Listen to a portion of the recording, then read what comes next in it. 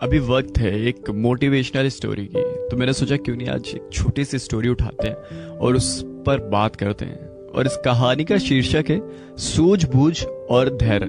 देखिए, ये महज दो शब्द नहीं है, ये समझ लीजिए पूरी जीवन को कंट्रोल करते हैं। और अगर इनका अर्थ सामान्य जीवन में देखा जाए तो ये बहुमूल्य उपयोगिता रखते हैं। जीवन में विकट समस्याओं का आना तो लगा रहता है। देखिए, जीवन है तो समस्या है तो समाधान है। परंतु अगर मन में धैर्य और सूझबूझ से काम करे ना, तो हर समस्या का समाधान निकल सकता है। अपने को थोड़ा सा क्या है ना कि हड़बड़ी नहीं करनी है, थोड़ा सा सब्र रखकर धैर्य से। ऐसी ही आज जो कहानी है वो एक बुद्धिजीवी की है। वो कहानी है, थोड़ा सा पहले मैं आपको बता देता हूँ। उदाहरण के तौर पर मैं एक छोटी सी कहानी का उल्लेख करता हूँ। बात उन दिनों की है जब मैं और मेरा मित्र राजस्थान घूमने गए थे। बहुत ही सुखद अनुभव होता है जब आप अपने फ्रेंड के साथ कहीं घूमने जाते हो। हमने जोधपुर की रात देखी, उदयपुर का कार्यक्रम रखा। हमने सोचा कि मध्य रात्रि की बस लेंगे और अपने गंतव्य स्थान उदयपुर के लिए निकल पड़ेंगे।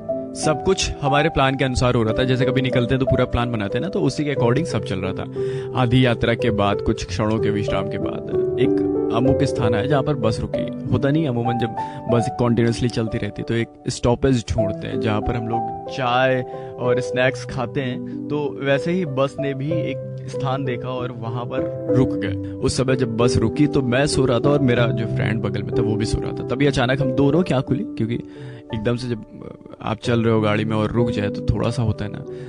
तो सब उतर गए और जब मैंने खाली बस देखा तो मैं थोड़ा सा चौंक गया, है ना। उस स्थान के भीतर गया जहाँ अन्य लोग भी थे, यानी उसी कैफे में जहाँ पर सब बैठे। तभी मैंने देखा कि धीरे धीरे सभी लोग वहां से जाने लगे। मैं भी अपने बस के निकट पहुंचा तो देखा मेरे बस जैसे एक दूसरी बस वहीं खड़ी थी। अमूमन होता है ना, एक ढाबा होता है या होटल कहते हैं, तो सारी बसें एक ही जगह आके खड़ी होती हैं और लमसम सब एक जैसी होती हैं। तो भीतर जाकर देखा तो वो मेरी बस नहीं थी। मैं भयभीत होकर बाहर निकला, इधर उधर बस को देखने लगा, परंतु तब तक मेरी बस जा चुकी थी। दुख और भय तब और लगा जब देखा ना ही मेरे पास फोन है और ना ही नंबर है किसी का और ना पैसे। और मेरा फ्रेंड अपनी बस में, उसी बस में था, चला गया। अब मुझे उसका नंबर भी नहीं याद, तो मैं थोड़ा सा डर गया। धीरे धीरे सभी लोग वहां से चले गए। वो स्थान अब वीराना सा लगने लगा जो अभी तक भरा भरा था। मदद मांगू भी तो किससे? शहर अजनबी, आसपास ट्रक चल रहे थे, पहाड़ी एरिया था। खुद को बहुत कोसा और मन से धैर्य छूटने लगा था। अमूमन हो जाता है ना, जब आप ऐसे सिचुएशन में फंसते हैं तो आप घबरा जाते हैं। तभी कुछ ट्रक वालों ने मुझे साथ जाने को बोला, लेकिन नहीं, उन्हें मना करके निडरता से आगे बढ़ता रहा और मन शांत करने के लिए कई उपाय किए, बहुत कुछ सोचा।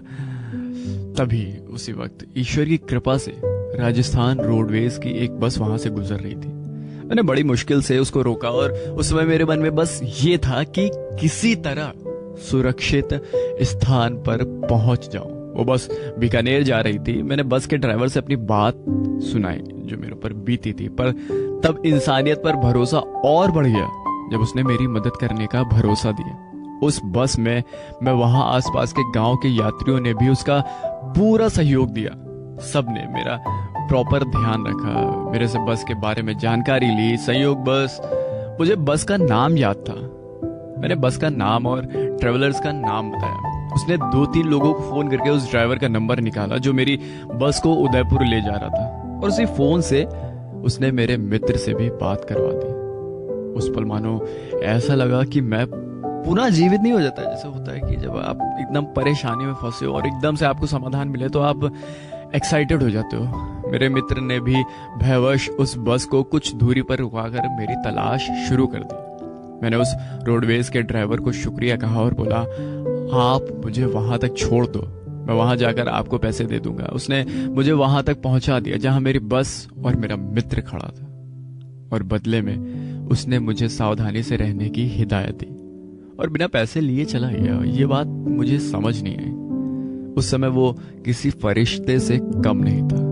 मेरे लिए तो नहीं था, बाकी मुझे नहीं पता।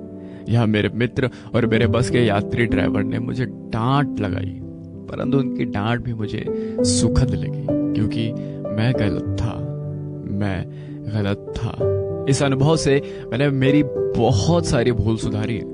ये सीख है कि परिस्थितियां जो भी हो, सूझबूझ और धैर्य से बुद्धि का प्रयोग करना चाहिए।